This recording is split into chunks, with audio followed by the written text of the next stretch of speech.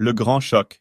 Imaginez un pays regorgeant de ressources naturelles précieuses comme l'or, mais où la population continue de vivre dans la pauvreté, tandis que des multinationales s'enrichissent sans retenue. Et si cette injustice prenait enfin fin? Le capitaine Ibrahim Traoré a décidé d'agir et de renverser ce système inéquitable. En annulant les permis miniers des grandes entreprises étrangères, il cherche à redonner aux Burkinabés leur réelle part de cette immense richesse. Mais est-ce une opportunité pour chaque citoyen ou un pari risqué qui pourrait entraîner des conséquences inattendues? Est-ce le début d'une révolution économique ou d'un défi difficile à maîtriser? Multinationales en colère, tensions internationales, espoir croissant du peuple. Explorons ensemble ce tournant historique et ses implications. Pendant des dizaines d'années, les ressources minières du Burkina Faso ont été exploitées par des compagnies étrangères. Pourtant, les promesses d'un développement inclusif sont restées lettres mortes. Malgré l'abondance de richesses sous leurs pieds, la majorité des Burkinabés vivent toujours dans des conditions précaires.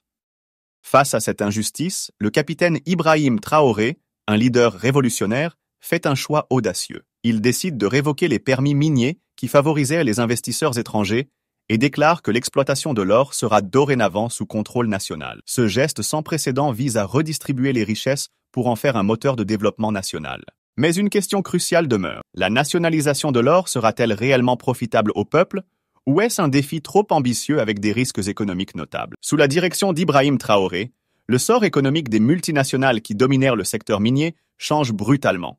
Explorons pourquoi cette décision suscite tant de débats. Des sociétés étrangères comme SAR Ressources avaient accès à des mines d'or d'une valeur extravagante, estimée à plusieurs milliards de dollars. En quelques décrets, Traoré prend une décision historique qui bouscule la structure économique façonnée par les puissances occidentales. Depuis des décennies, l'Afrique subit un phénomène de colonisation économique. Les ressources naturelles y sont pillées systématiquement, laissant peu de bénéfices aux populations locales. Mais aujourd'hui, une vague montante émerge. Des pays comme le Mali, le Niger et maintenant le Burkina Faso revendiquent la souveraineté sur leurs ressources naturelles.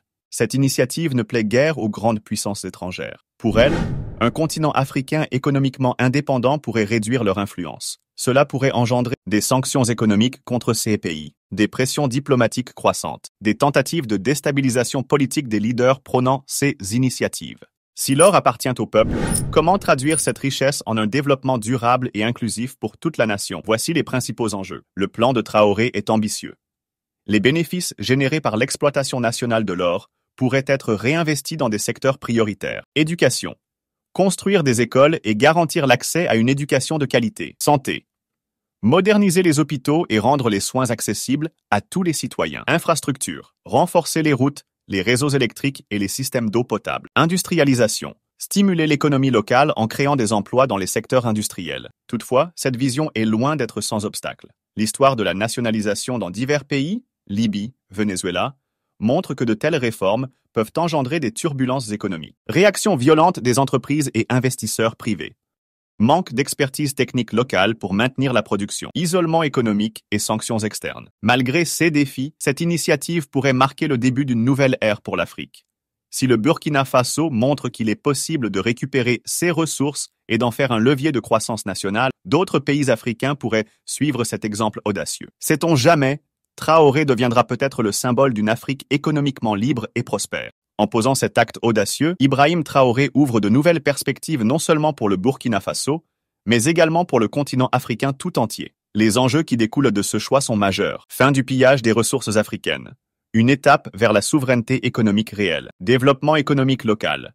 Investir nationalement pour offrir une qualité de vie meilleure aux citoyens. Réduction de la dépendance aux puissances étrangères. Limiter l'emprise des institutions financières internationales et des multinationales étrangères. Traoré pousse à la réflexion. Et si l'Afrique devenait un modèle de résilience économique et d'autosuffisance? Ce choix audacieux est risqué, mais le potentiel bénéfice pour les millions de citoyens en vaut la peine. Le capitaine Traoré vient-il de poser les bases d'un changement économique radical ou gagne-t-il simplement du temps contre des forces écrasantes? Cette interrogation est au cœur des débats en Afrique et dans le reste du monde. Si cette décision inspire d'autres nations, elle pourrait déclencher une véritable dynamique continentale.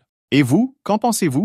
Est-ce une décision courageuse qui renforcera l'Afrique ou une utopie qui compromet la stabilité économique? Partagez vos réflexions en commentaire. Vous souhaitez suivre l'évolution de cette révolution économique en temps réel? N'oubliez pas de vous abonner et d'activer les notifications pour rester informé.